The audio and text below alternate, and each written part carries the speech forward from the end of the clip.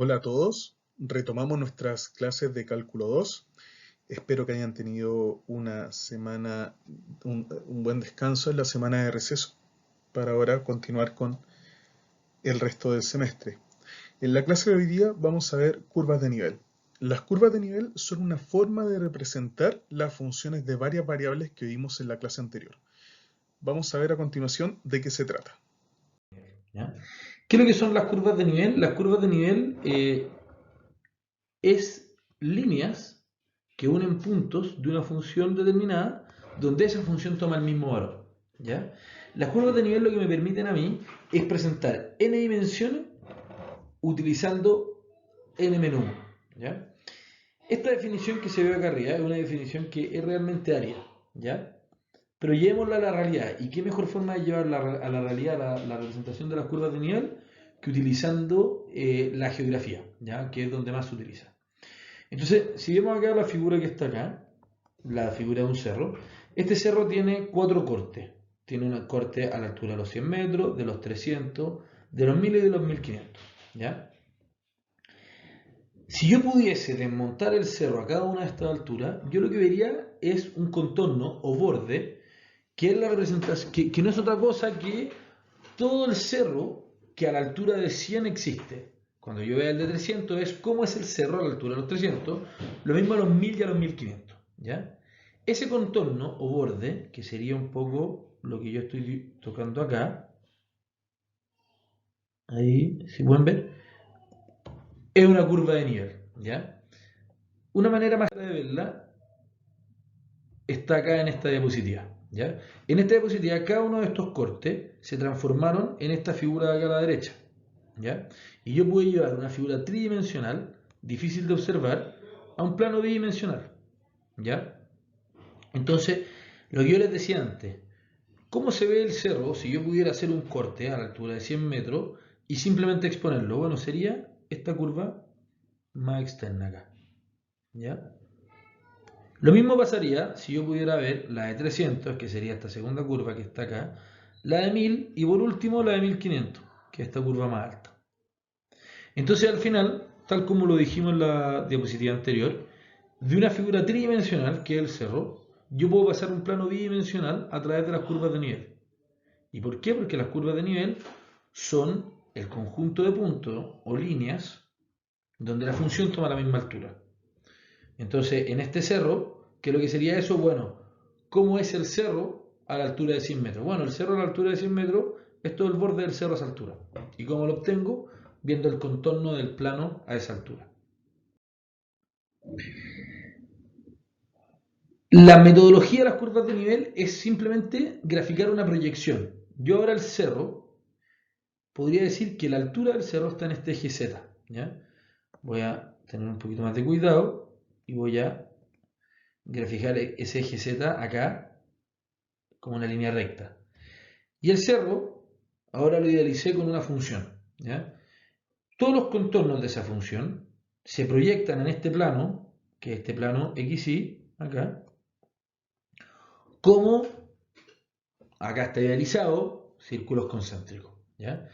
Donde la altura es ese numerito que acompaña a cada una de las curvas. En este caso, mientras más achican los círculos, más alto estoy. Y si se fijan, acá la altura vale 20 y en este punto que es el círculo más pequeño, la altura vale 45. Entonces yo lo que estoy mostrando es que lo que tengo acá es una representación bidimensional, porque son círculos concéntricos, de una figura tridimensional. Ahora, supongamos la siguiente función. F de x, y es igual a x cuadrado más y cuadrado. ¿Cuál es el dominio de la función? ¿Cuál es el recorrido? ¿Y cómo sería el gráfico de la función? ¿Ya? Vamos cuando veamos el gráfico de la función, vamos a ver las curvas de nivel. ¿Ya? Entonces, lo que vimos originalmente, ¿qué es lo que dijimos que era el dominio? El dominio eran los puntos que pueden tomar los valores x e y, ¿cierto? Ahora, yo sé que el dominio son los reales al cuadrado, ¿cierto? Y hay alguna restricción. En la clase pasada vimos que la función que nos estaban dando era una función que tenía una raíz y por ende había algo que pasaba dentro de esa raíz, ¿cierto? Pero en este caso no, po. X y Y pueden tomar cualquier velar, ¿cierto? ¿Cómo es el recorrido de la función?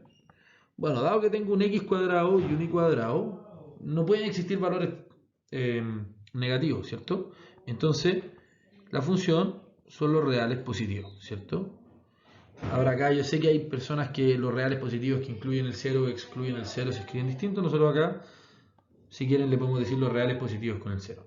Ahora, ¿cómo sería el gráfico de la función? ¿Ya? El gráfico de la función, primero es un gráfico tridimensional. ¿Y por qué? Porque yo tengo dos variables, x e y, y se tienen que representar en una tercera dimensión. Entonces yo estoy obligado a decir x, y tengo una función z.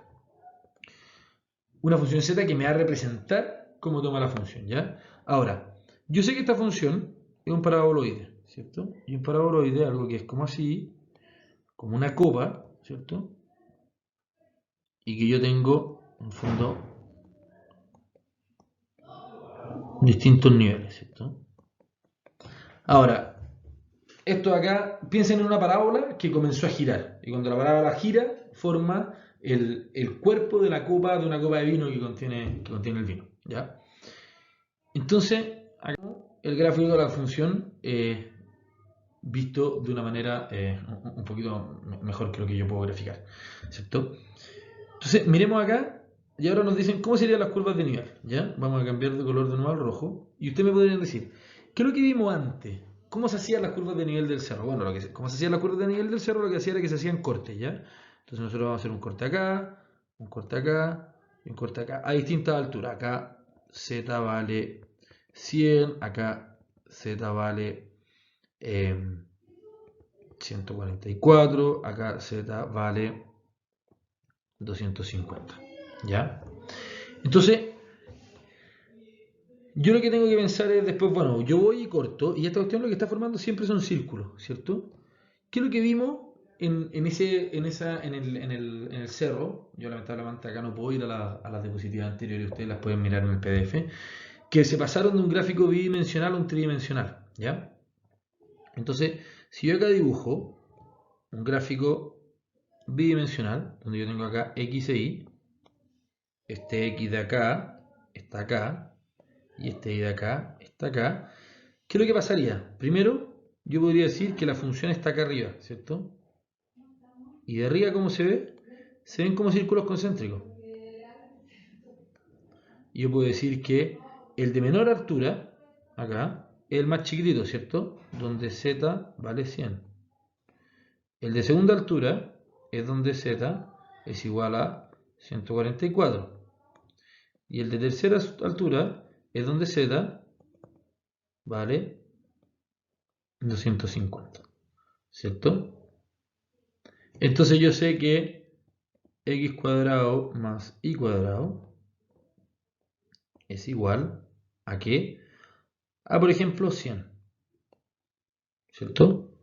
Entonces yo sé que ahora la función que yo tengo que graficar acá en un plano de 2 dimensiones es cuando yo dije que la ecuación esta del paraboloide toma una altura fija de 100. Ahora, ¿qué pasa si nos damos valores específicos de la función? ¿Cierto? Lo que decimos acá. 25 igual a x cuadrado más y cuadrado. ¿Y qué pasa si yo me doy 100 y 225? ¿Ya? Entonces, x cuadrado más y cuadrado es igual a c cuadrado. Es algo que ustedes deben haber visto, que es la función de la circunferencia. Yo sé que x menos a al cuadrado más y menos b al cuadrado es igual a r cuadrado, ¿cierto? Esa es la fórmula general de presentar una función, una circunferencia. Ahora, cuando a mí me están diciendo que en este caso a vale 0 y que b vale 0, es una circunferencia centrada en el origen con radio r. Entonces acá, ¿cuánto es el radio de la primera circunferencia? Cuando x cuadrado más y cuadrado igual a 25, es igual a 5. Cuando x cuadrado más y cuadrado igual a 100, el radio es igual a 10. Y cuando x cuadrado más y cuadrado es igual a 225, el radio vale 15. ¿Ya? Vamos a borrar todo. Acuérdense que esta es la única forma de hacerlo.